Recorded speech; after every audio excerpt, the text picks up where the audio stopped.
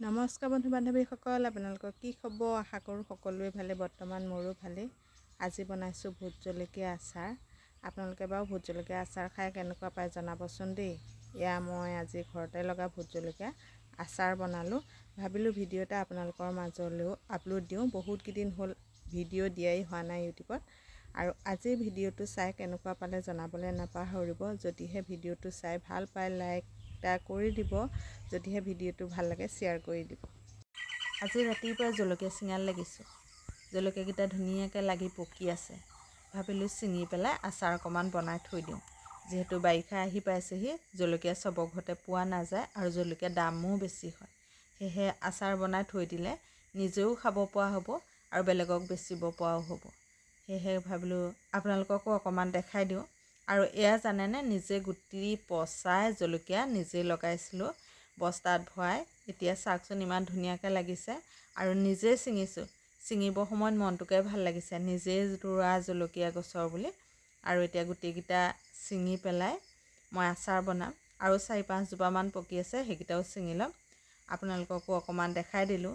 ভাল লাগিলে ভিডিঅ'টো লাইক এটা কৰি দিব দেই।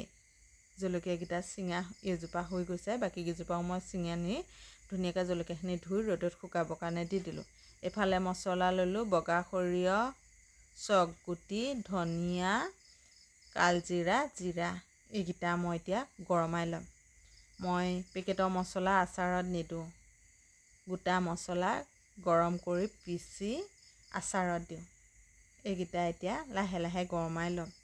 গেছত হ'লে গেছটো কমাই দিব, জুই হ'লে জুইকুৰা কমাই ল'ব। আৰু লাহে লাহে মছলাকেইটা যেতিয়া এটা দুটা ফুটিবলৈ আৰম্ভ কৰিব, তেতিয়া মছলাকেইটা নমাই থৈ ল'ব। এতিয়া মোৰ মছলাকেইটা ধুনীয়াকৈ গৰম হৈ গৈছে, মই এইকেইটা নমাই থৈ ল'ম। এতিয়া মই তেলকণ গৰমাই ল'ব লৈছোঁ। তেল মই আচাৰৰ জোখত যিমানকণ লাগিব সিমানকণেই গৰমাব লৈছোঁ। মই ধাৰা তেলহে দিছোঁ দেই। ধাৰা তেলটো ভাল হয়, আপোনালোকেও পাৰিলে আচাৰত ধাৰা তেলটোৱে দিব। আৰু তেলখিনি মোৰ গৰম হৈ গৈছে। মই এতিয়া আৰু অকণমান গৰম হোৱাৰ পাছত তেলখিনি নমাই দিম। নমাই দি পেলাই ভোট জলকীয়াখিনি ভালদৰে এটা জোখত কাটি ল'ব লাগিব। এয়া চাওকচোন, নমাই থৈছোঁ, একদম গৰম হৈ আছে। এতিয়া এফালে লৈ ল'লোঁ জলকীয়াখিনি।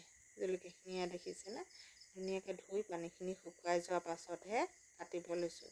আৰু কেঁচিখনে কাটিব লৈছোঁ। কেঁচিখনৰ ইমান ধাৰ নাই, সেইটো কাৰণে কেঁচিখন থৈ চুৰিখন লৈ লৈছোঁ। চুৰিখনে কাটিবলৈ ভাল হৈছে।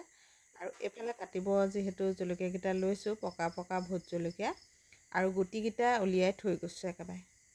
এইকেইটা গুটিয়ে যদিও মই 10 জোপাও যদি লগাব পাৰোঁ, 10 জোপাটো বহুতকেইটা পইচা ল'ব পৰা হ'ব। সেইটো কাৰণে গুটিকেইটা পকা ভোট জলকীয়াকেইটা উলিয়াই থৈ গৈছোঁ। আপোনালোককো দেখাই গৈছোঁ। আপোনালোকেও এনেকৈ গুটি যদিও কিনি আনে, গুটিকেইটা পচাব পাৰে। পচাই দুজোপা এজোপা লগালে ঘৰত হ'লেও খাব পৰা যায়। আৰু গুটিকেইটা মই এনেকৈ কাটি ল'ম। এটা জোখত কাটিছোঁ, এয়া দেখিছেনে। কাটোতে কিন্তু একদম সাৱধান হ'ব দেই। চকুত একদম জলকীয়া অকণ অকণ পানী ওলায় ন জলকীয়াটোৰ ভিতৰৰ পৰা, সেই তেনেকুৱা যদি পানী চকুত সোমাবলৈ হয়, চকু একদম পুৰিব। আৰু হাতত লাগিলেও হাতো পুৰিব, বা মুখত লাগিলে মুখো পুৰিব। মই কিন্তু জলকীয়া কাটি আছোঁ যদিও মোৰ একদম গালকেইখন মানে গৰম হৈ গৈছে। জুই উঠাৰ আগতে মানে বতাহটো অলপ লাগিছে যে কটা, একদম গৰম মানে পোৱা আগতে লাগি গৈছেগৈ। আৰু ইমানকেইটা ভোট জলকীয়া কাটি লৈছোঁ যিহেতু, আৰু আচাৰ বনাব লাগিব। আৰু আজি গৰমটোও বহুত বেছি, সেয়েহে গোটেইকেইটা কাটি আচাৰ একেবাৰে বনাই থৈ দিওঁ। এয়া গোটেইকেইটা কাটি লোৱা হৈ গ'ল। এতিয়া অকণমান লৰাই দিছোঁ। এয়া চাওকচোন, তললৈ যিকেইটা গুটি আছে, গুটিকেইটাও কিন্তু তললৈ পৰি গৈছে। এয়া লাহেকৈ তাও দুটামান গুটিও উলিয়াই থৈ লৈছোঁ। এয়া দেখিছেনে কিমানকেইটা গুটি ওলালে। মই কিন্তু অকল পকা ভোট জলকীয়াকেইটাহে গুটি উলিয়াইছোঁ দেই, কেঁচা ভোট নাই উলিয়া। আৰু এতিয়া এইকেইটাত যে অলপমান গুড়ি ফুটছাই দি থৈ দিম। এসপ্তাহমান গুড়ি ফুটছাই দি থৈ দিয়াৰ পাছত এইকেইটা পুলি পচাব পৰা হ'ব। গুটিকেইটা পচালে মানে পুলি ওলাব। যদি অকণমান কোৱা ভুল হৈছে ক্ষমা কৰি দিব দেই।